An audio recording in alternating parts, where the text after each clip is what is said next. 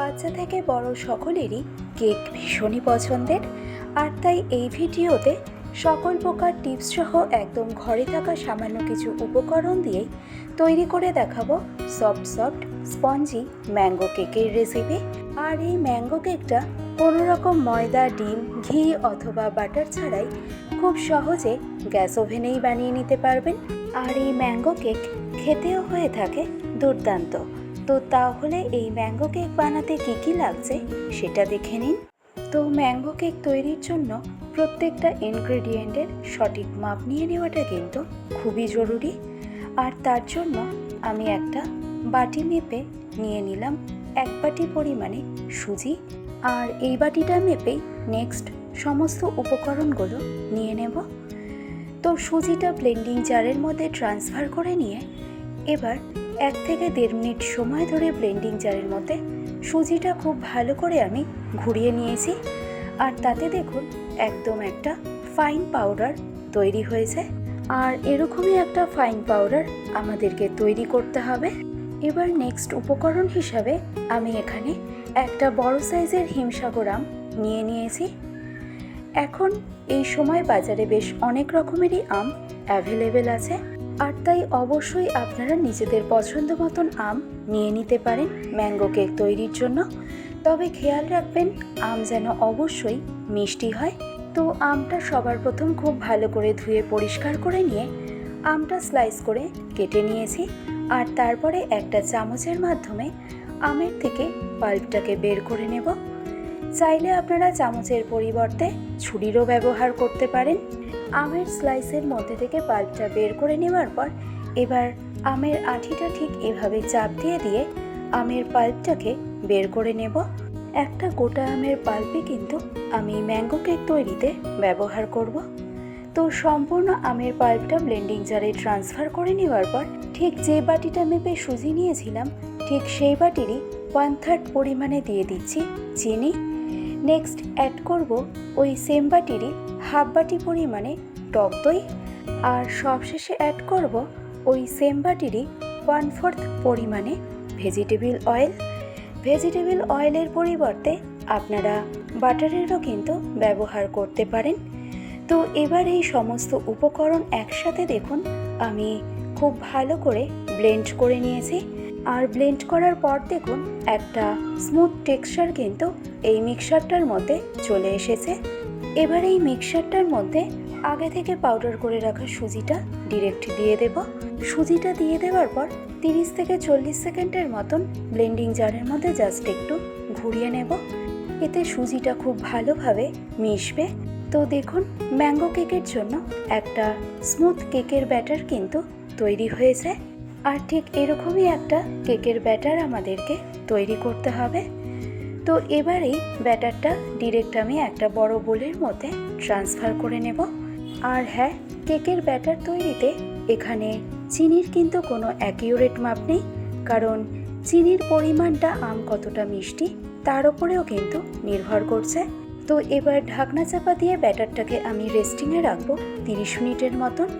যেহেতু ব্যাটারটা তৈরিতে সুজির ব্যবহার করা হয়েছে, সম্পূর্ণ 30 মিনিট পর ঢাকনাটা খুলে এবার এই ব্যাটারের মধ্যে ফ্লেভারের জন্য আমি অ্যাড করব খুবই সামান্য পরিমাণে এলাচের গুঁড়ো।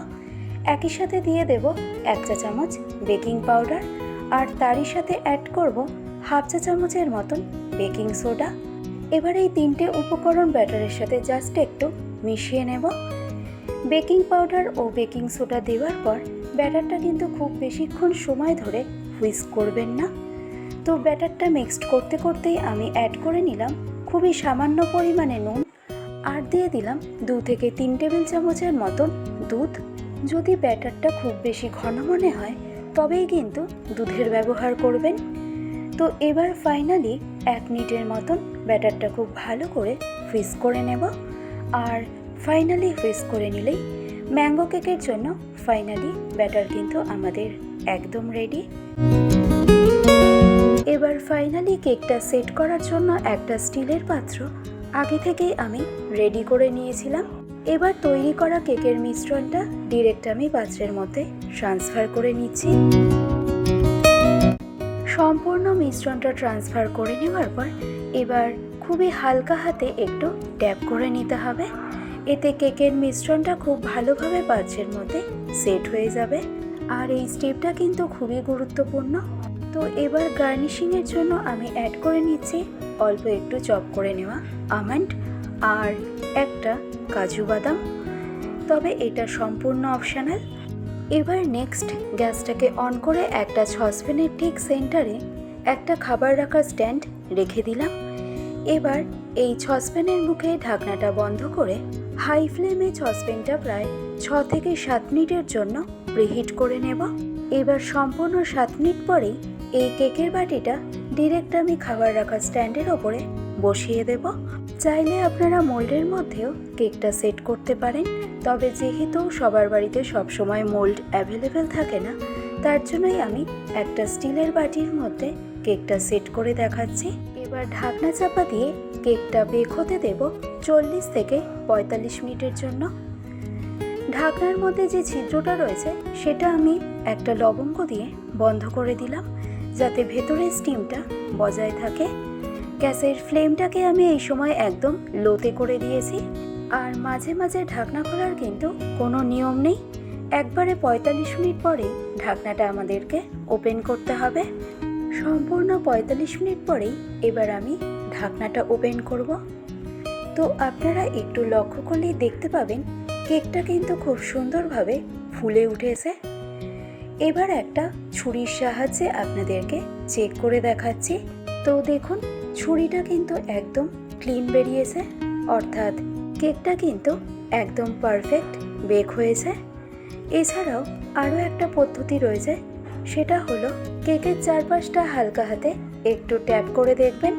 যদি দেখা যায় এরকম স্পঞ্জি মনে হচ্ছে, তাহলে বুঝবেন কেক কিন্তু একদম পারফেক্ট বেক হয়েছে।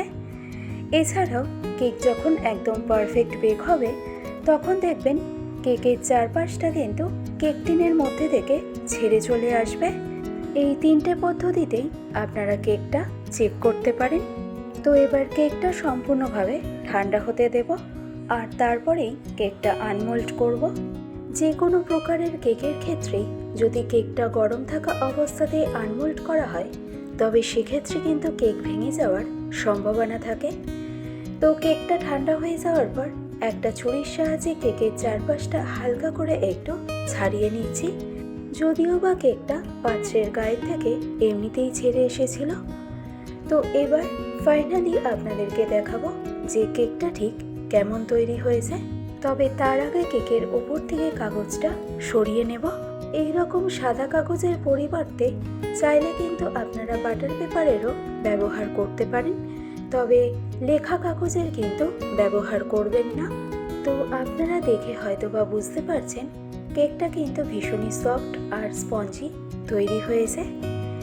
এবার আমি আপনাদেরকে কেকটা কেটেও দেখাবো।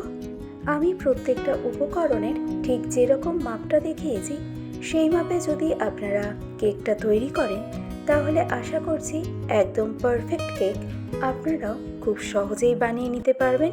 তো দেখুন, কেকের ভেতরের টেক্সচারটা কিন্তু দারুণ এসেছে, আর কেকটা কোনোরকমভাবে শক্তও তৈরি হয়নি। তো আমার আজকের এই সহজ ম্যাঙ্গো সুজি কেকের রেসিপি আপনাদের কাছে কেমন লেগেছে, সেটা আমাকে কমেন্ট করে জানাতে কিন্তু একদমই ভুলবেন না।